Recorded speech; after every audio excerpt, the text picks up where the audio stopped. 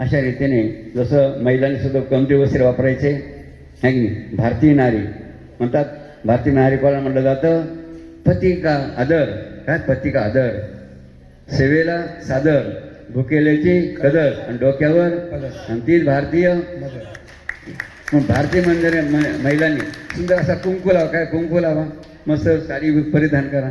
नाही का आता काय जीन पॅन्ट घालायला लागल्या, कोणी काही कपडे वापरा सगळ्या. ही विकृती अत्यंत धोकेदायक आहे. म्हणून अशा रीती शब्दसुद्धा हे मम्मी, पप्पी, डॅडा आणि मॅडम ते मॅडम असे जे शब्द बघा इंग्रजी शब्द आहेत, हे अत्यंत डेंजर आहेत. हे आपण बेइज्जत करू नका.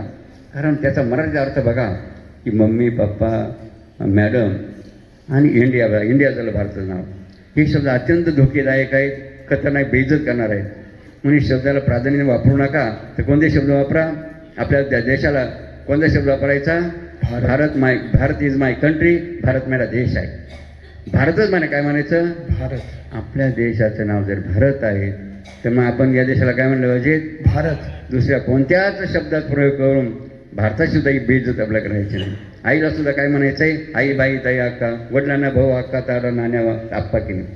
असे बघा आदरात्मक आणि या ठिकाणी बघा इज्जत, बघा इज्जत ठेवणारे, मर्यादाचं पालन करणारे शब्द वापरून गौरव बघा आपण या ठिकाणी करायचा आहे. आपली